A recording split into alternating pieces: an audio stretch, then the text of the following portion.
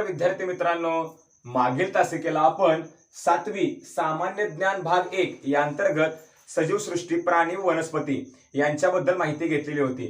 आजच्या तासिकेला आपण वनस्पती, त्यांची रचना आणि कार्ये याबद्दल शिकणार आहोत। सर्वप्रथम आज आपल्याला काय शिकायला मिळणार आहे, तर आज शिकूया वनस्पतींना जाणून घेऊया। वनस्पतींबद्दलची थोडीशी माहिती आज आपण जाणून घेणार आहोत। चला तर विद्यार्थी मित्रांनो, सुरू करूया आपल्या या घटकाला।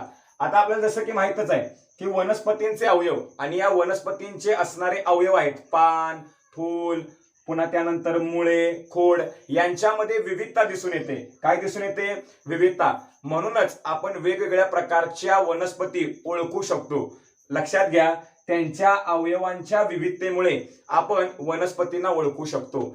आता सुरुवातीला मुळांच्या बाबतीत थोडीशी सविस्तर माहिती आपण जाणून घेणार आहोत। बघा, आदिमूळ हा शब्द आपण समजून घेणार आहोत। आदिमूळ म्हणजे बीच्या आतून जमिनीपर्यंत येणारा भाग।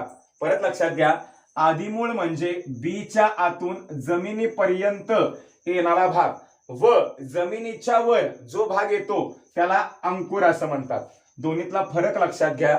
परीक्षेला प्रश्न विचारतील, बीच्या आतून जमिनीपर्यंत येणारा भाग कोणता आहे, तर आदिमूळ। जमिनीपर्यंत आदिमूळ व जमिनीच्या वर येणारा जो भाग आहे त्याला मुळाच्या भागाला अंकुर असं म्हणतात। म्हणजे जमिनीपर्यंत आदिमूळ, जमिनीच्या वर अंकुर असं त्याला म्हणतात। त्यानंतर पुढे जाऊया। बघा, मुळ काय करतात, तर बघा जमिनीच्या खाली आधार देण्याचं काम वनस्पतींना करतात। म्हणजे वनस्पतींना जमिनीच्या खाली आधार देण्याचं काम मुळ करतात। परंतु ते करत असताना त्या मुळांना उपमुळे फुटतात आणि ती उपमुळे जमिनीत तिरकी तिरकी पसरतात। बघा लक्षात घ्या, वनस्पतींना जमिनीच्या खाली आधार देणारी ही मुळं असतात। मग जमिनीच्या खाली आधार देताना या मुळांना उपमुळे फुटतात, जमिनीचे तिरकी तिरकी होत आणि ते तिरकी तिरकी जमिनीमध्ये पसरतात। त्यांना उपमुळे असं म्हणतात आणि त्यांनाच एक नाव आहे सोटमूळ। काय म्हणतो आपण त्यांना? सोटमूळ। जी मुळांपासून तयार होऊन जी उपमुळं तयार झालेली असतात ती जमिनीमध्ये तिरपी तिरपी पसरतात, त्यांनाच सोटमूळ असं म्हणतात। त्यानंतर पुढे जाऊया। बघा, मुळांच्या टोकाला केसासारखा भाग असतो। मुळांच्या टोकाला केसासारखा भाग असतो, त्याला मूलरोम असं म्हणतात। लक्षात घ्या, मुळांच्या टोकाला केसासारखा असणारा भाग म्हणजे मूलरोम आहे व त्या मुळांच्या टोकाला इजा होऊ नये तो भाग नाजूक असतो।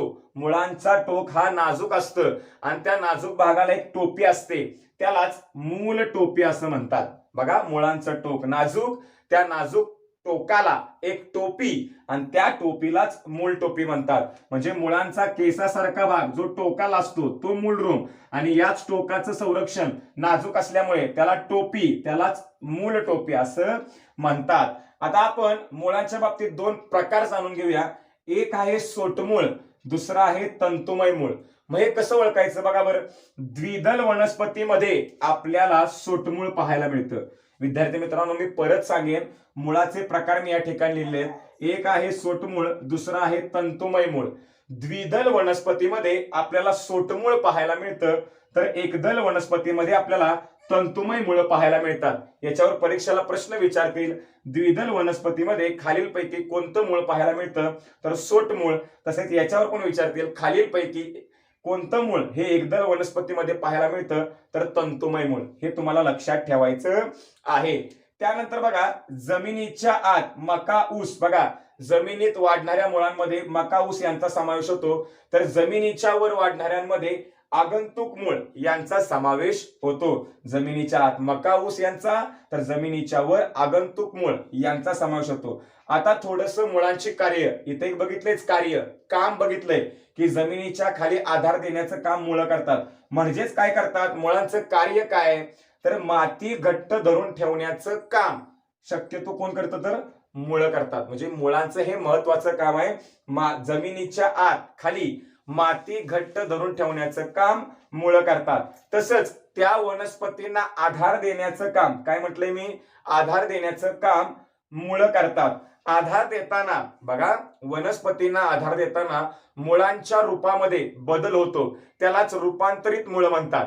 परत सांगेन मी, या वनस्पतींना आधार देताना बघा, वनस्पतींना जेव्हा मुळं आधार देतात, आधार देताना त्या मुळांमध्ये बदल होतो त्याला रूपांतरित मुळे म्हणतात. आणि या रूपांतरित मुळांमध्ये धावती मुळं आणि श्वसन मुळे यांचा समावेश होतो. विद्यार्थी मित्रांनो, आत्ताच आपण मुळांबद्दल माहिती घेतली. मुळांबद्दल माहिती घेताना आपण असं बघितलं की जमिनीपर्यंत येतात ते आदिमूळ, जमिनीच्या वर त्याला अंकुर, त्याचबरोबर मुळं जमिनीच्या आत आधार देतात. जमिनीच्या आत आधार देताना या मुळांना उपमुळे फुटतात, ती तिरपी तिरपी पसरतात, त्यांना सोटमुळ असं म्हणतात. त्याचबरोबर आपण हेही बघितलं की मुळांच्या टोकाला केसासारखा एक भाग असतो, त्याला मूलरोम असं म्हणतात. मुळांचा टोकाचा भाग नाजूक असतो, त्याला टोपी असते, त्याला मूल टोपी असं म्हणतात. तसेच मुळांचे दोन, सोटमूळ आणि तंतुमय मूळ असे दोन प्रकार बघितले. व कार्य बघताना मुळं वनस्पतींना आधार देतात, माती घट्ट धरून ठेवण्याचं काम करतात. आधार देताना त्यांच्यामध्ये बदल होतो त्याला रूपांतरित मुळे म्हणतात. त्यामध्ये आपण धावती मुळे, श्वसन मुळे यांचा समावेश होतो हे सुद्धा बघितलं. ही झाली मुळांवरची थोडक्यात उजळणी. आता आपण बघूया थोडीशी माहिती खोडांबद्दल आणि पानांबद्दल.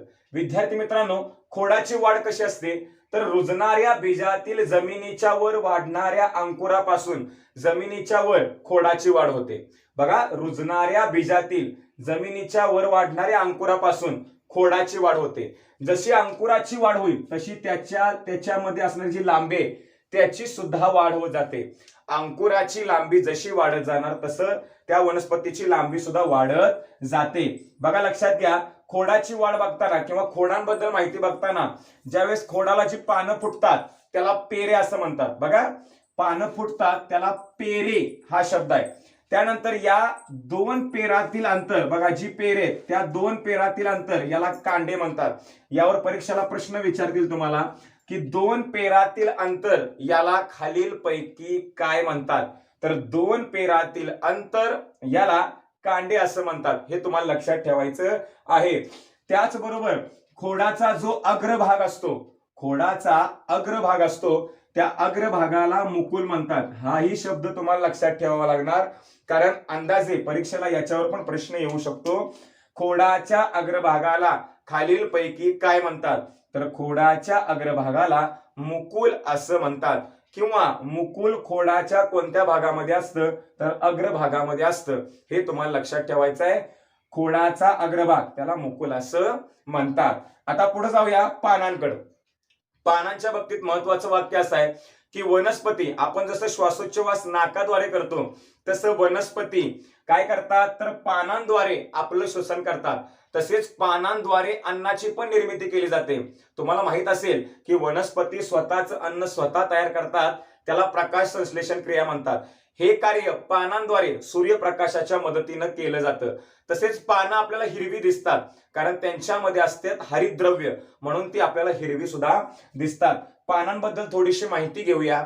पानांमध्ये जो पसरट भाग असतो त्याला पर्णपत्र म्हणतात. तुम्हाला यावर प्रश्न विचारतील, पानाच्या पसरट भागाला काय म्हणतात तर पानाच्या पसरट भागाला पर्णपत्र म्हणतात. याच पर्णपत्राच्या कडेला काय म्हणतात पर्णधारा म्हणतात.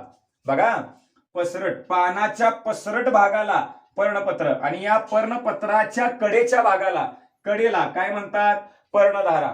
तसेच पर्णपत्राचं जे टोक असतं, तुम्हाला माहिती आहे पान असं टोकदार असतं पुढं, त्या टोकाला काय म्हणतात तर पर्णाग्र असं म्हणतात. लक्षात घ्या. आपण परत माहिती बघूया. पानाच्या पसरट भागाला पर्णपत्र म्हणतात, पर्णपत्राच्या कडेला पर्णधारा म्हणतात व या पर्णपत्राचं जे पुढचं टोक असतं असं त्याला काय म्हणतो आपण पर्णाग्र असं म्हणतो. यामध्ये निमुळते, टोकदार आणि गोलाकार असे पर्णाग्र आपल्याला पाहायला मिळतात. तसेच काही वनस्पतीमध्ये एकच पर्णपत्र, बघा मी शब्द काय वापरलाय, काही वनस्पतींमध्ये एकच पर्णपत्र, एकच मध्यशीर असते, त्याला साधे पान असं म्हणतात. बघा काय म्हणतो मी, एकच पर्णपत्र, काही वनस्पतींच्या बाबतीत एकच पर्णपत्र असतं, त्यामध्ये एकच मध्यशीर, त्याला साधे पान असं म्हटलं जातं. विद्यार्थी मित्रांनो, आज खोडांमध्ये बघितलं की खोडाची वाढ रुजणाऱ्या बीजातील जमिनीच्या वर वाढणाऱ्या अंकुरापासून होते. खोडाची जी पाने फुटतात त्याला पेरे असं म्हणतात. दोन पेरातील अंतर कांडे असं म्हणतात. खोडाच्या अग्रभागाला मुकुल असं म्हणतात. तसेच पानांमध्ये पसरट भागाला पर्णपत्र म्हणतात. पर्णपत्राच्या कडेला पर्णधारा म्हणतात. पर्णपत्राचं पुढचं टोक त्याला पर्णाग्र म्हणतात. तसेच या पर्णाग्रामध्ये निमुळते, टोकदार आणि गोलाकार हे भाग पाहायला मिळतात. तर काही वनस्पतीमध्ये एकच पर्णपत्र, एकच मध्यशिर असते, त्याला साधे पान मिळतात. ही झाली खोडाची आणि पानाची उजळणी. विद्यार्थी मित्रांनो, अशा प्रकारे आज आपण सामान्य ज्ञान भाग 1 या अंतर्गत वनस्पती, त्यांची रचना, त्यांची कार्ये समजून घेतली. यावर आधारित टेस्ट मिळणार आहे. याचा अभ्यास करा, सराव करा. धन्यवाद.